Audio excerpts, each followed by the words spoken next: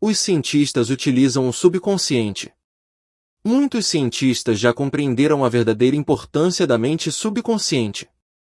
Edison, Marconi, Kettering, Poincaré, Einstein e muitos outros já a utilizaram. A mente subconsciente deu-lhes a visão interior e a técnica para todas as suas conquistas na ciência moderna e na indústria. Já foi demonstrado por investigações que a habilidade em pôr em ação o poder subconsciente é que determinou o sucesso de todos os grandes cientistas. Um famoso químico, Friedrich von Stradonitz, utilizou de seu subconsciente para resolver o problema que enfrentava da seguinte maneira: há bastante tempo, trabalhava exaustivamente numa tentativa de reagrupar os 6 átomos de carbono e os 6 átomos de hidrogênio da fórmula da benzina. Estava perplexo e incapaz de resolver o problema. Exausto, entregou o assunto totalmente à sua mente subconsciente. Pouco depois, quando se preparava para embarcar em um ônibus de Londres, seu subconsciente apresentou à sua mente consciente a imagem súbita de uma cobra mordendo a própria cauda e girando em torno de si como um catavento. Esta resposta, vinda do seu subconsciente, deu-lhe a resposta muito procurada do reagrupamento circular de átomos que é conhecido como o anel de benzina. Como um famoso cientista produziu suas invenções? Nikola Tesla, o famoso cientista, foi o autor de surpreendentes inovações. Quando uma ideia para uma nova invenção vinha à sua mente, construía-a em sua imaginação, sabendo que o seu subconsciente iria depois reconstruí-la e revelar à sua mente consciente todas as partes de que necessitava para a produção em forma concreta. Através da contemplação silenciosa de cada melhoramento possível, não perdia tempo na correção dos defeitos e era capaz de dar aos técnicos o produto perfeito de sua imaginação. Dizia ele, invariavelmente, minha invenção funciona como eu imaginei. Em 20 anos não houve uma única exceção. Como um notável naturalista resolveu seu problema? O professor Agassiz, notável naturalista americano, descobriu as infatigáveis atividades da sua mente subconsciente enquanto dormia. O caso seguinte foi relatado por sua viúva na biografia que escreveu do marido famoso. Havia cerca de 2 semanas que ele procurava decifrar a impressão algo obscura de um fóssil de peixe na lasca de pedra em que ficará preservado.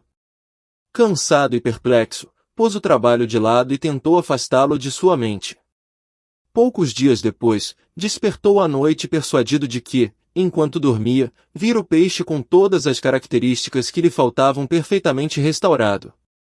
Quando tentou, contudo, manter e fixar a imagem, esta sumiu. Não obstante, foi bastante cedo para o Jardim des Plantes, pensando que, ao olhar novamente o fóssil, veria algo que o colocaria na pista de sua visão. Foi em vão, a imagem enevoada não se delineou. Na noite seguinte, viu novamente o peixe, mas os resultados não foram mais satisfatórios. Ao despertar, a imagem desapareceu de sua mente como antes. Na esperança de que a mesma experiência se repetisse, na terceira noite colocou um lápis e um papel ao lado de sua cama antes de deitar-se. Já de madrugada o peixe reapareceu em seus sonhos, a princípio de maneira confusa e por fim com tanta nitidez que ele não mais teve quaisquer dúvidas sobre as suas características zoológicas. Ainda meio adormecido, na mais completa escuridão, traçou as características do peixe no pedaço de papel que colocará ao lado da cama. Pela manhã, ao acordar, ficou surpreso ao ver em seu desenho noturno características que julgava impossível que o próprio fóssil, se encontrado, pudesse revelar. Dirigiu-se imediatamente para o Jardim des Plantes e, orientado pelo desenho, conseguiu, talhando a superfície da pedra, encontrar partes do peixe que lá estavam ocultas. Inteiramente exposto, o fóssil correspondia ao seu sonho e ao desenho que fizera, podendo então classificá-lo com a maior facilidade. Um eminente médico resolveu o problema do diabetes. Há alguns anos atrás, recebi um recorte de uma revista descrevendo a origem da descoberta de insulina. Conto agora a essência do artigo, na medida em que consigo recordá-lo. Há cerca de 40 anos ou mais, o Dr. Frederick Banting, brilhante clínico e cirurgião canadense, concentrou sua atenção nos estragos causados pela diabetes. Naquela ocasião, a ciência médica não possuía nenhum método efetivo para deter a doença. O Dr. Bunting passava um tempo considerável a fazer experiências e ler toda a literatura internacional sobre o assunto. Uma noite atingiu o limite da exaustão e adormeceu. Enquanto dormia, sua mente subconsciente instruiu-o no sentido de extrair o resíduo do tubo pancreático degenerado de cachorros. Foi esta a origem da insulina, que tem ajudado milhões de pessoas no mundo inteiro. Note-se que o Dr. Bunting se dedicou conscientemente ao problema em busca de uma solução, de uma resposta e sua mente subconsciente reagiu de acordo. Isso não quer dizer que você sempre obterá uma resposta durante o sono. A resposta pode demorar algum tempo. Não desanime. Continue a apresentar o problema todas à noite, antes de dormir, ao seu subconsciente, como se nunca o tivesse feito antes. Uma das razões para a demora pode ser o fato de você considerar o problema como imenso, acreditando que será preciso bastante tempo para resolvê-lo. Sua mente subconsciente não possui limites de tempo nem de espaço. Vá dormir convencido de que a resposta virá imediatamente. Não pressuponha uma resposta somente no futuro. Tenha uma fé permanente no resultado. Convença-se agora, ao ler este livro, de que há uma resposta e uma solução perfeita para você. Como um famoso cientista e físico escapou de um campo de concentração russo. O Dr. Lothar von Blank-Schmidt, membro da Sociedade de Foguete e notável engenheiro eletrônico, contou como utilizou o seu subconsciente para escapar da morte certa nas mãos de guardas brutais, numa mina de carvão russa em que trabalhava como prisioneiro. Seu relato é o seguinte: fui um prisioneiro de guerra numa mina de carvão na Rússia e vi homens morrendo em volta de mim naquele imenso campo de concentração. Ramos vigiados por guardas brutais, oficiais arrogantes e comissários astutos e espertos. Após um rápido exame médico, designava-se uma cota de carvão para cada pessoa. Minha cota era de 140 quilos por dia. Se algum homem não conseguisse atingir sua cota, cortava-se sua ração de alimentos e em pouco ele estava descansando no cemitério. Comecei a concentrar-me na fuga. Sabia que, de alguma maneira, o meu subconsciente encontraria um meio. Minha casa na Alemanha fora destruída e minha família desaparecera. Todos os meus amigos e antigos colegas ou haviam morrido na guerra ou estavam em campos de concentração. Disse então para o meu subconsciente: quero ir para Los Angeles e você encontrará um meio. Eu já vira fotografias de Los Angeles e lembrava-me de algumas avenidas e também de alguns edifícios. Noite e dia, eu imaginava que estava passeando pela Avenida Wilshire com uma jovem americana que conhecera em Berlim antes da guerra. Ela é agora minha esposa. Em minha imaginação, visitávamos lojas, andávamos de ônibus, comíamos em restaurantes. Todas as noites eu fazia questão de guiar meu imaginário carro americano pelas ruas de Los Angeles. Para mim, tudo isso era bem nítido e real. Essas imagens em minha mente eram tão reais e naturais para mim como uma das árvores que ficavam do lado de fora do campo de concentração. Todas as manhãs, o chefe dos guardas contava os prisioneiros, formados em fila. Ele ia chamando 1, 2, 3, etc., e quando chegava ao 17, que era o meu número, eu dava um passo à frente. Certo dia, o guarda foi chamado para ver qualquer coisa e, ao voltar, cometeu um engano e contou como 17 o homem que estava depois de mim. Quando a turma voltou à noite, o número de homens era o mesmo e eu não fui notado. A descoberta do erro levaria algum tempo. Saí do campo de concentração sem ser notado e andei durante 24 horas, descansando em uma cidade deserta no dia seguinte. Consegui sobreviver pescando e caçando alguns animais selvagens. Descobri os trens de carvão que iam para a Polônia e viajei neles à noite. Finalmente cheguei à Polônia e, com a ajuda de amigos, consegui alcançar o Cerna, na Suíça. Uma noite, no Hotel Palace, em Lucerna, conversei com um casal de americanos. O homem perguntou-me se aceitaria ser seu hóspede em sua casa de Santa Mônica, na Califórnia. Aceitei. Quando cheguei a Los Angeles, o motorista do casal levou-me ao longo da Avenida Wilshire e de tantas outras ruas que eu nitidamente imaginara percorrer nos longos meses que passei na mina de carvão russa. Reconheci também os edifícios que vira em minha mente tantas vezes. Na verdade, parecia que eu já estivera antes em Los Angeles. Conseguirá alcançar meu objetivo. Nunca deixarei de maravilhar-me com os poderes do subconsciente. Na verdade, o subconsciente possui meios que nós desconhecemos. Como os arqueólogos e paleontólogos reconstituem cenas antigas. Esses cientistas sabem que o subconsciente possui uma memória de tudo o que já aconteceu neste mundo. Quando estudam as ruínas e fósseis antigos, através de sua imaginação perceptiva, o subconsciente ajuda-os a reconstruir as cenas antigas. Contemplando os templos antigos e estudando a cerâmica, a estatuária, as ferramentas e os utensílios domésticos das eras passadas, o cientista pode falar-nos de uma época em que ainda não existia linguagem. A comunicação fazia-se através de grunhidos, gemidos e sinais. A concentração intensa e a imaginação disciplinada do cientista despertam os poderes latentes do seu subconsciente, permitindo-lhe cobrir os templos antigos com telhados e cercá-los de jardins, tanques e fontes. Os restos de um fóssil são completados com olhos, nervos e músculos e voltam a andar e a falar. O passado torna-se presente vivo e descobrimos que na mente não há tempo nem espaço. Através da imaginação disciplinada, controlada e orientada, você pode ser companheiro dos mais inspirados pensadores científicos de todos os tempos. Como receber a orientação do subconsciente? Quando você tiver de fazer o que classifica de uma decisão difícil ou quando não puder encontrar uma solução para o seu problema, comece imediatamente a pensar de forma construtiva sobre o assunto. Se você está temeroso e preocupado, não está realmente pensando. O verdadeiro pensamento é livre de todo medo.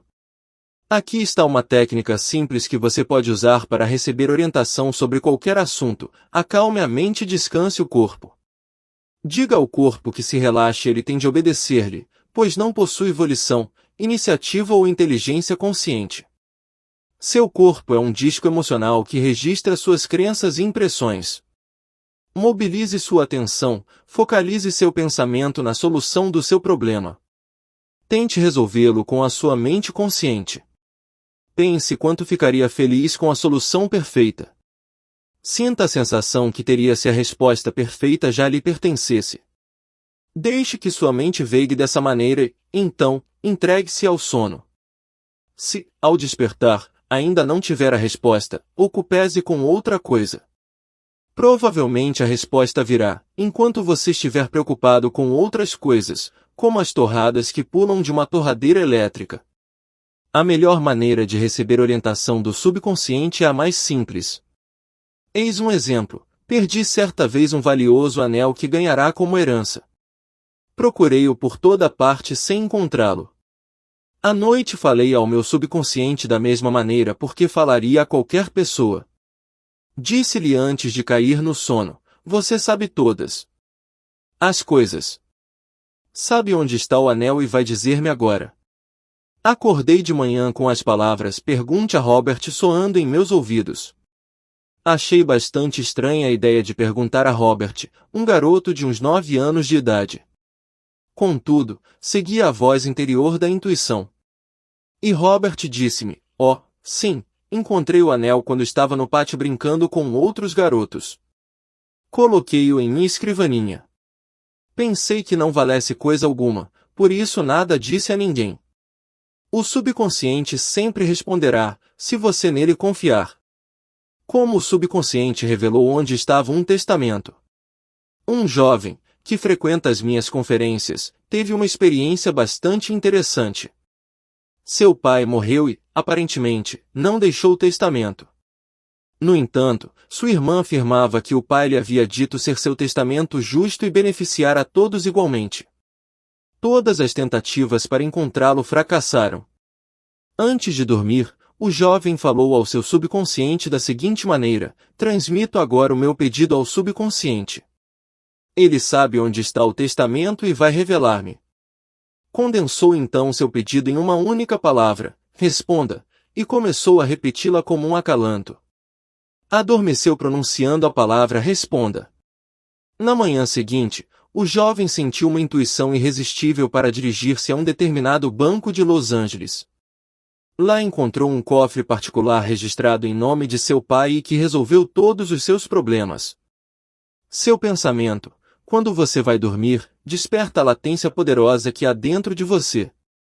Suponhamos, por exemplo, que você está pensando se vende ou não sua casa, se compra determinados títulos, se desfaz alguma sociedade, se muda para Nova York ou permanece em Los Angeles, se rescinde o contrato atual e faz um novo.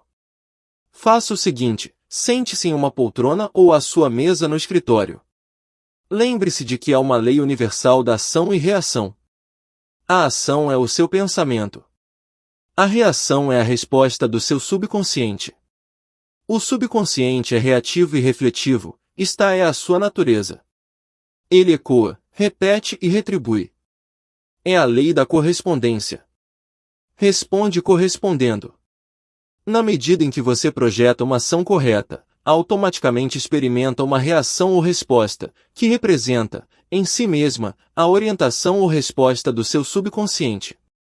Ao procurar orientação, você simplesmente pensa sobre a ação certa, o que significa que está usando a infinita inteligência do seu subconsciente até o ponto em que começa a utilizar-se de você. A partir desse momento, sua ação é dirigida e controlada pela sabedoria subjetiva que há dentro de você e que é imensamente sábia e onipotente. Sua decisão será acertada. Haverá apenas ações corretas, pois você estará sob uma compulsão subjetiva para fazer a coisa certa. Uso a palavra compulsão porque a lei do subconsciente é a compulsão. O segredo da orientação. O segredo da orientação ou da ação correta é dedicar-se mentalmente à resposta certa até encontrá-la em você mesmo. A resposta é um sentimento, uma consciência interior, uma tendência irresistível pela qual você sabe que sabe. Tendo utilizado o poder ao ponto em que ele começa a utilizá-lo, você não pode falhar ou dar um passo em falso enquanto está sob a orientação da sabedoria subjetiva que há dentro de você. Você descobrirá que todos os seus caminhos são agradáveis e que todos os seus passos são de paz.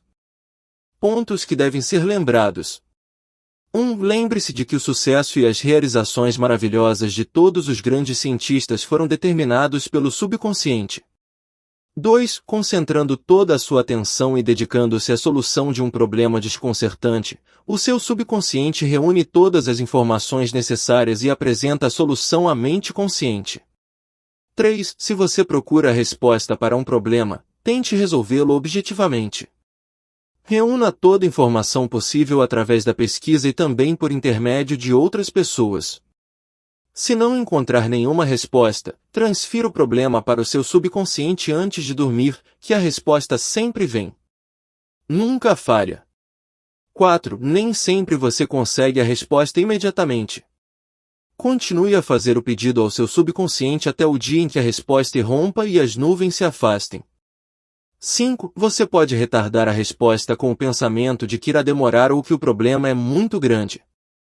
Seu subconsciente não tem problema, conhece apenas a resposta. 6. Acredite que terá a resposta imediatamente. Sinta a alegria da resposta, a alegria que sentiria se já o houvesse encontrado. Seu subconsciente reagirá ao seu sentimento. 7. Qualquer imagem mental, sustentada pela fé e pela perseverança, irá transformar-se em realidade pelo poder de operar milagres do seu subconsciente.